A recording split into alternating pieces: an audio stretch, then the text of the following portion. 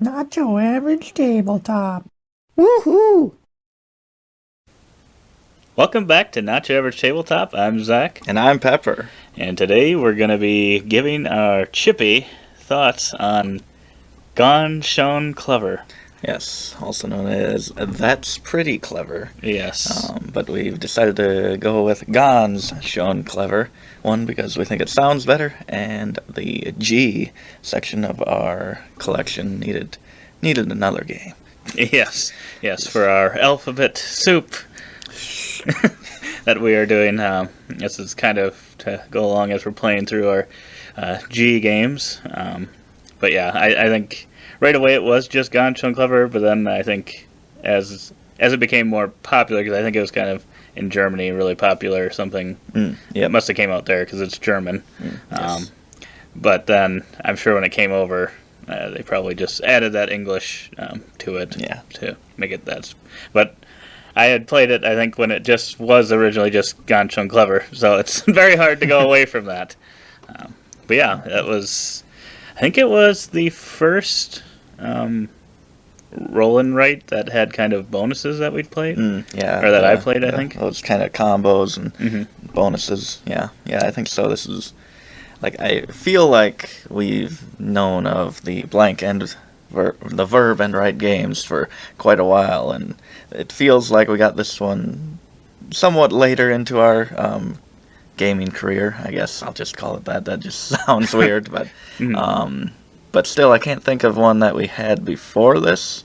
'Cause I think Welcome to was another early one, but I think that was actually might have been after this one as well.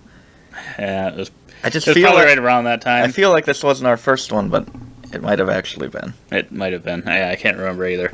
But yeah, I was kind of thinking of it as one of our first, but we might have gotten Welcome to either before it or right around the same time as it. I think they were kind of probably about the same time. Yeah, and I think this was, I guess, on my impression of it is that this was kind of the game that made the verb and right games as popular as they are. I think this is one of the first big hits in that genre. Yeah, that's kind of how I remember it too, as being kind of the thing that really gave it that extra push. And I think the designer Wolfgang Warsch is also the one of Quacks at Quedlinburg, so they kind of had both of these kind of pretty big hits come out at the same time. So I'm guessing that helped this one a little bit too.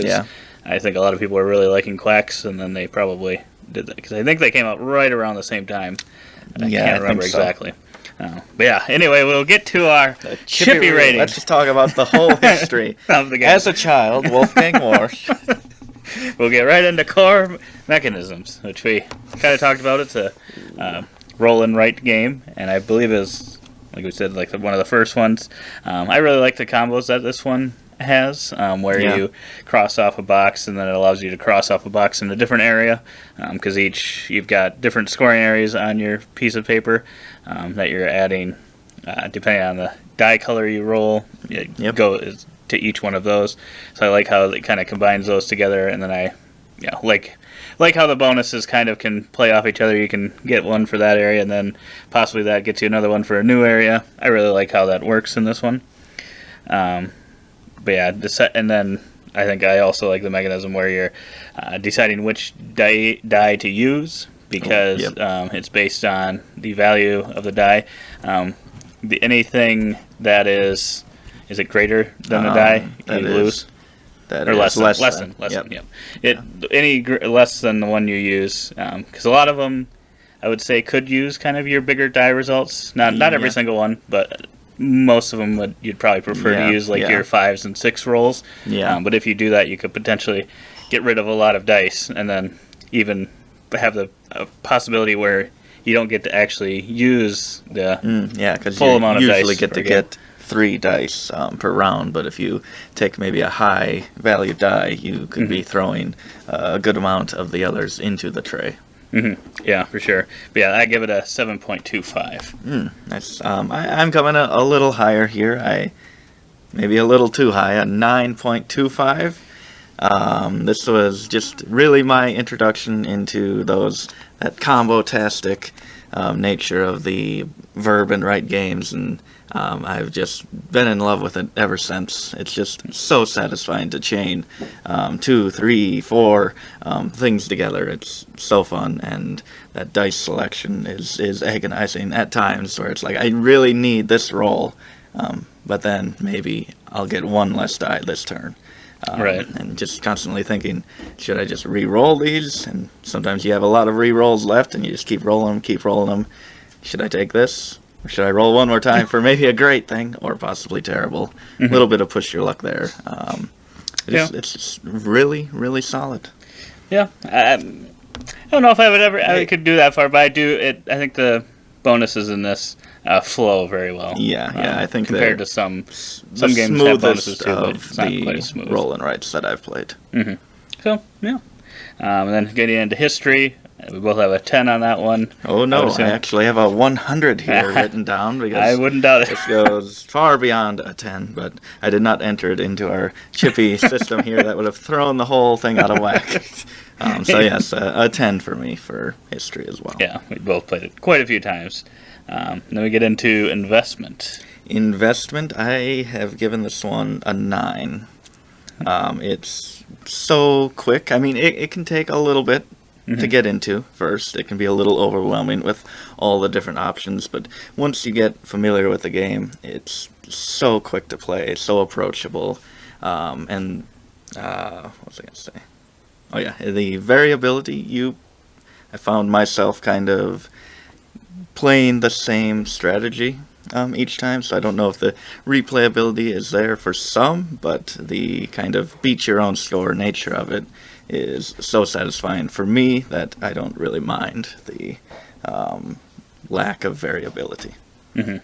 Yeah, I came in with a lower score here with a 7.25, because I agree with you that it's a really quick game, but I think I probably let it affect my score a little bit more, as I feel like you develop, like you said, kind of patterns as to how you're going to play things if you're trying to go for a max score. Because I think to get a max score, there are kind of certain things in the game that you have to do.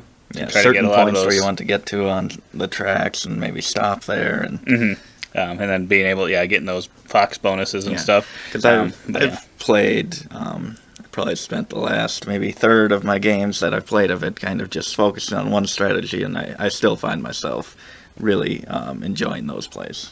But then I would say if you're one that doesn't like to try to do it just to see if you can get a higher score, explore then I a don't bunch of think different paths. I mean, you can, but if you also then care about getting a great score, then it's probably gonna hurt it for you. Right? Because I don't know that I don't think if you're going for your highest score, I don't think you can vary too far off of a somewhat certain path. You can maybe adjust it slightly, tweak it a little bit, but there's kind of a base thing I think you'd need to do. So that's the only thing that hurts it for me, but otherwise, it's really quick and it's easy to learn once you kind of get into it and understand how each of the boxes work. Then we get into presentation, and I put a 7 for that one. A 7? For a roll and write, though, I think it's really solid. I think there's just not enough meat in there to really get me like, oh yes, this is the most amazing. But it might deserve a little bit higher, just because they didn't go with a bigger box size than they needed, which is good. Is a perfect box size. The paper is laid out really well. It's very clearly distinguished with the colors. I guess I don't know for color blindness if that's hard to see or not. I don't know about that. But the wooden dice look really nice. So I think nice dice. I don't know. I guess I don't really have many complaints about it, because I think most of it's all very solid. I think I'm just judging it based off comparing it to other games. It is that there's not, outside of the pretty solid, nice looking dice, wooden dice, there's not really anything else that really draws you in. But I would say it's really well laid out for what it is. I matching you here. I give it a 7 as well. It does what it's doing, and it does that probably perfectly. I think the iconography is very clear. With some of these games, with all those different bonuses and chaining effects, it could be hard to understand, but it's very clear here. I haven't had a problem with that, and the box even doubles as the tray for the dice, which is pretty neat. But again, it is a small box, and there's not really a lot that it can do to WoW. Right. So yeah, comes in at a 7. Yeah, and then we get into preference, which I think I'm probably going to be a little lower. Again, I'm guessing. I think so. I'm right around a 7 for this one. I do like, it's a fun one to get back to every now and then, and kind of, like you said, for me, I think I'm just trying to see how high of a score I can get, because I think I kind of have a sort of strategy that I kind of go with every time too, or pretty similar. So that's typically what I'm doing. So I'll maybe get to it a few times a year. Yeah. Usually it's one that if I do take it out, I'll probably play it a few times in a row. But I don't know. I think there's just been other Verb and Write games that I like a little bit better, and if I was bringing out one of them, this one probably wouldn't be my first one, but it also wouldn't be my last one either. Yeah. So. Yeah, I think just that variability, I think that's kind of dividing us here. I give this quite a bit higher, a 9.25. It's just so approachable, and I think what helps with it's just kind of beat your own score nature is the solo mode is seamless. It's pretty much the same exact thing as the regular mode. So me playing more solo games than you, and that's really kind of pushed it up to be one of my most played. I mean, it's probably one of your more played games, but I'd say I've played it probably twice as much as you at this point, just because I go to it so often for a solo experience. Yeah, you usually play it on the app, right? So, yeah, I've done that a couple times, but most of my plays have been with the box. So it's only when I usually take it up. The app is the sequel. Oh, the app is the sequel, and that's true. Third one as well. So this one I actually don't have the app for, but I've still probably played it quite a bit. So I think it kind of depends what kind of game you want. Then that gets us into It Factor. What did he give this one? Just because it was kind of, in my head, the first roll and write. Probably wasn't the first roll and write, but in my head, it's the first big one, and definitely the first one that we knew, and that probably the most combo-tastic game that I know. I gave this a 7 for It Factor. It just stands out and feels like a classic for the genre.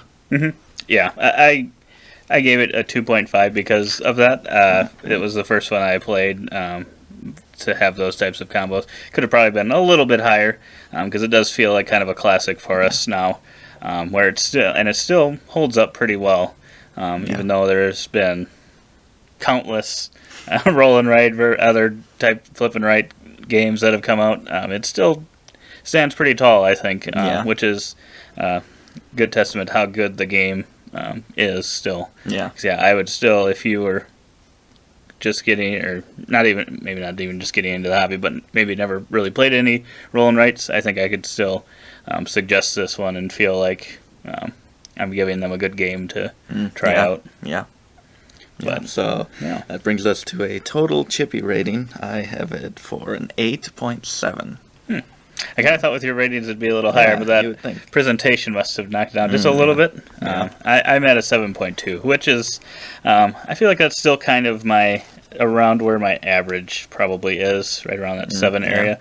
So it's still, like I said, it's one of those that's kind of, I don't see it ever like leaving the collection probably, but it's not one that I'm like always going to be.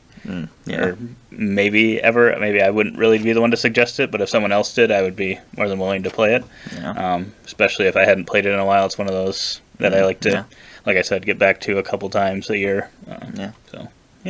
Especially with the number of games we have, that's part of it too. If we didn't have as many, I think I would probably play this one a little bit more, but just the other options that we have. It's a little bit of differing opinions. But actually pretty close. I mean, it felt like you'd be quite a bit lower, but you actually weren't that much lower. And maybe I did the math wrong or entered it in wrong, because 8.7 does seem pretty low for having mostly 9s and 10s. Maybe I'll have to go back and check it. But no, that's probably about right. Did you have 10s on there, actually? Or was it all 9s? The history was 10s. So if the rest of them were 9s, it probably would. That's probably about right. But so if you have made it this far and like what you saw, give us a thumbs up. Otherwise, we thank you for watching. And if you want to see more chippies or see our alphabet soup recaps, we can talk about all our games, beginning with the letter G. Yes, and all letters. And you all can go the back letters and look at before the it, other ones. and all the letters in the future. So if you want to see that, definitely subscribe and hit the notification bell. Is that what they do these days? I think it's still free, but we'll have to see.